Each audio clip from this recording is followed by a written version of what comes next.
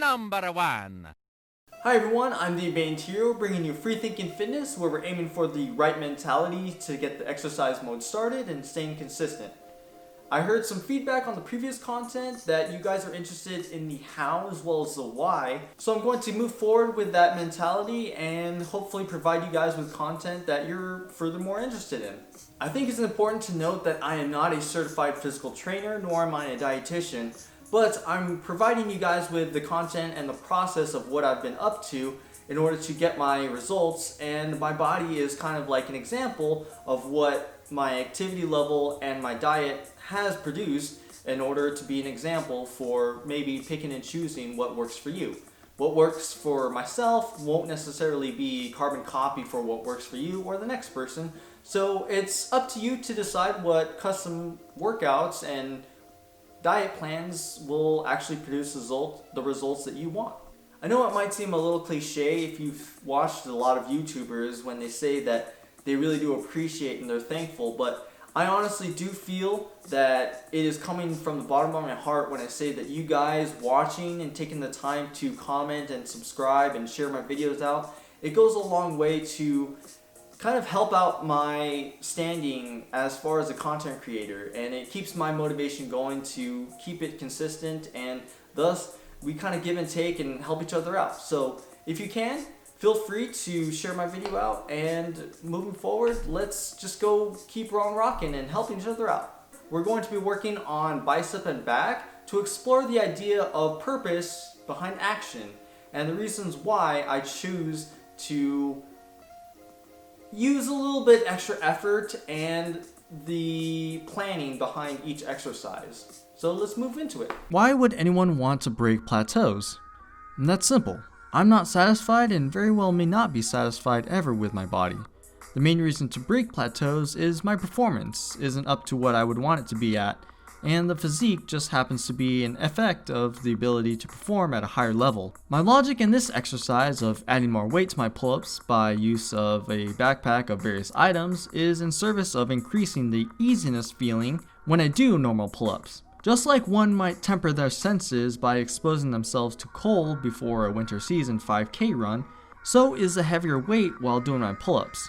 The purpose of my weight addition is to not feel overwhelmed by fatigue when doing normal bodyweight pull-ups. You'll also see how I push my limits further on the last rep by holding the peak contraction where the chin is at the level with the bar. I hold on even longer by trying to keep up with my music motivation. Truly, the feeling of giving my all in that exercise rewards itself beyond what you may see in the mirror.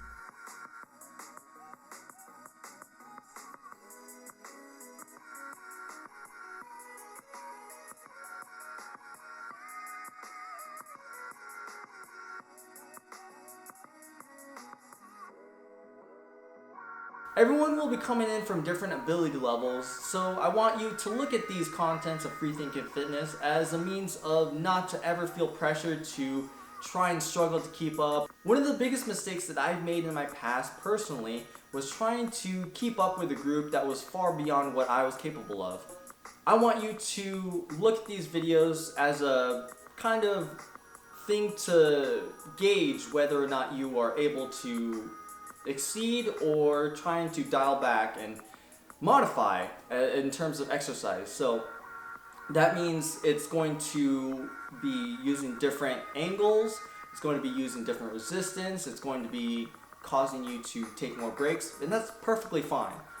I want you to not be like Maverick, where your ego's writing checks your body can't cash. An option to stay in the game is to space out the rest time between exercises. Add a resistance band to support your weight, or change the anchor point of feet placement when using cables, resistance bands, or suspension straps, which I'll specify in the upcoming exercises. Next, in descending difficulty, is my take on the pronated bicep curl. No barbells needed if you use the suspension straps or resistance bands, initiated by having your palms facing towards your feet. Starting with fully extended arms, bending at the elbow, you should be feeling the contraction in your biceps and the tops of your forearms, which are tied into the muscle group. This is generally a weaker group of muscle, so my reason for attacking it earlier is to still be able to perform the other workouts that use stronger muscle groups, therefore, ability to maintain good form. What's important about keeping good form, you might ask? Do you want injuries? Because that's how you get injuries. Trust me, I used to weight train and even do calisthenics that were haphazardly performed to only get myself hurt, which set me back in my fitness progress altogether. Such injuries include a sprain in my neck that hurt even when I was just clearing my throat, it hurt to sneeze, or even laugh. Another incident regarding my shoulder causing my arm unable to lift higher than my collarbone without intense pulsing joint pain. There is such a thing as working out smart and hard.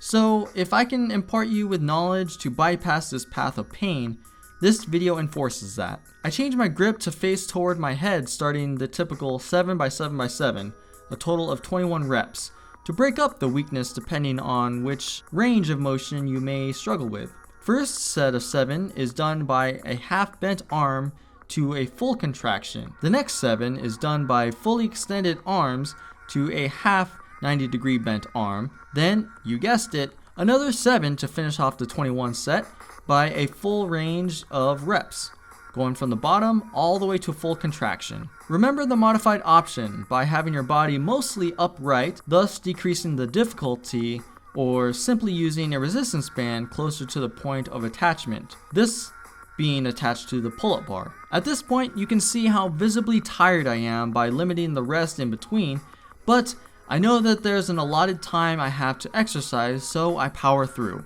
Did you guys happen to know about HIIT, spelled HIIT?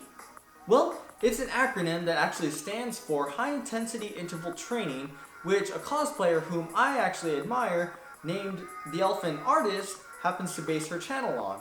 She happens to cosplay characters like Inosuke from Demon Slayer and Midoriya from My Hero Academia, which is reason enough for you to kind of give a gander and check her out. Maybe give her a follow? The rotating neutral grip is used to substitute for the rowing machine or the cable tower in the gym by letting gravity work as the level of difficulty. Similar to the previous forms, foot placement dictates how hard each rep will be, so experiment to see what you can handle. Most of what I do don't necessarily have a specific name, but I derive them from machines of which I know directly focus on specific muscle groups. The suspension alternative for cable tower pull-downs emphasize on activation of the lats, upper back, and biceps, yet not as difficult as doing pull-ups since it uses less of the total body weight. Rotating rows can be used to help the upper back, slightly the rear delts, forearms, and biceps. The main focus is that the more you have your body parallel to the ground, the more difficult each rep will be, and this is all basic physics that may help you out with math. I don't know for sure since I never had to take physics for my degree. Now that you're all on the same page as me for the purpose behind action, consider this and the whole playlist as an a la carte of exercises that you can customize to what works for you. I have a tutorial coming up for how you too can craft your own suspension straps for less than $20 to save you from the expensive, brand named equipment like the TRX trainer. Ooh, cha-ching!